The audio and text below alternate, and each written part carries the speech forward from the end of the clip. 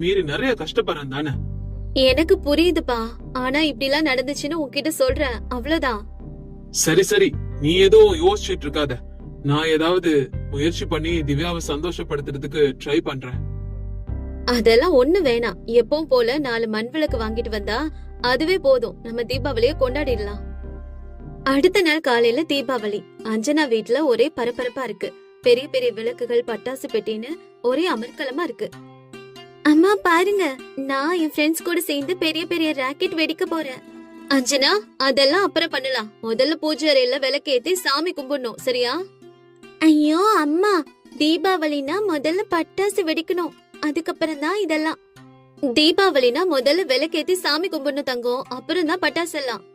அம்மா, நீ எவ்வளவு சொன்னாலும் இன்னைக்கு ஃபுல்லா நான் என்ஜாய் பண்ண போறேன். உங்க அப்பா உனக்கு நிறைய செல்லம் கொடுத்து கெடுத்து வச்சிருக்காரு. அதனாலதான் நான் சொல்றது எதையுமே நீ கேட்க மாட்டேங்கிற.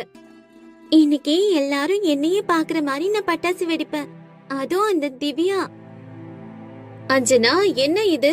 நீ பேசுறதெல்லாம் ரொம்ப தப்பு. வேணும்னா திவ்யாவையும் கூப்பிட்டு சேர்ந்தே பட்டாசு வெடிங்க. வேணாம், என் பட்டாசு நான் அவளுக்கு குடிக்கவே மாட்டேன். இப்படி அஞ்சனா பெருமையா அங்க சொல்லிட்டு இருக்கும் போது அங்க திவ்யா தன்னோட குடும்ப சூழ்நிலையை புரிஞ்சுக்கிட்டு மனசுக்குள்ளே, நம்ம வீட்டுல விளக்கு மட்டும் இருந்தாலும் இந்த முறை நான் சந்தோஷமா இருக்கணும். அப்பா எவ்வளவு கஷ்டப்பட்டு இருக்காருன்னு எனக்கு தெரியும். அப்படி திவ்யா தனக்கு தானே பேசிட்டு இருக்கும் போதே அங்க சுனில் கையில பையோட வரான். திவ்யா, உனக்கு ஒரு சர்ப்ரைஸ் இருக்கு. என்ன சர்ப்ரைஸ் அப்பா? உனக்காக கொஞ்சம் பட்டாசு, வான வேடிக்கை, புது ட்ரெஸ் எல்லாம் வாங்கிட்டு வந்திருக்க பாப்பா. நிஜமாவாப்பா? இதெல்லாம் எனக்காகவா? ஆமாடா தங்கம், இந்த தடவை நீயும் பட்டாசு வெடிக்கணும், சரியா? சாரி அப்பா, நேத்து நான் அழுததால தானே இதெல்லாம் வாங்கி வந்திருக்கீங்க. அப்படியெல்லாம் இல்லடா தங்கம், என் மகளுக்காக நான் இதெல்லாம் செய்ய மாட்டேனா? போ, இந்த ட்ரெஸ் போட்டுக்க அப்படின்னு சொல்லி திவ்யாவை அங்கிருந்து அனுப்பி விடுறான். அப்போ நிக்கிதா, சுனில் இதெல்லாம் வாங்குறதுக்கு காசு ஏது?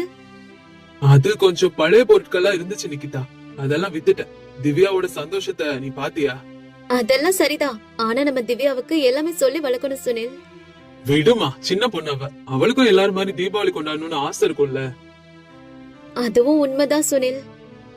சரி சரி, நீ பூஜைக்கு எல்லாம் ரெடி பண்ணு, நான் கொஞ்சம் வெளில போயிட்டு வரேன். அப்படி சொல்லிட்டு சுனில் கிளம்பினதுக்கு அப்புறம் அந்த ஏரியால பட்டாசு வெடிக்க ஆரம்பிக்கிறாங்க. எங்க பார்த்தாலும் பட்டாசு சத்தம் தான். அப்ப அஞ்சனா திவ்யா கிட்ட வந்து, பாத்தியா எங்க வான வேடிக்கைய? உன்னால இப்படி வெடிக்க முடியுமா? இல்லக்கா, ஆனா எனக்காக அப்பாவும் நிறைய பட்டாசு எல்லாம் வாங்கி வச்சிருக்காருக்கா. அப்படியா? இங்க காட்டு. ஏதோ இங்க இருக்குல்லக்கா, அதுதான்.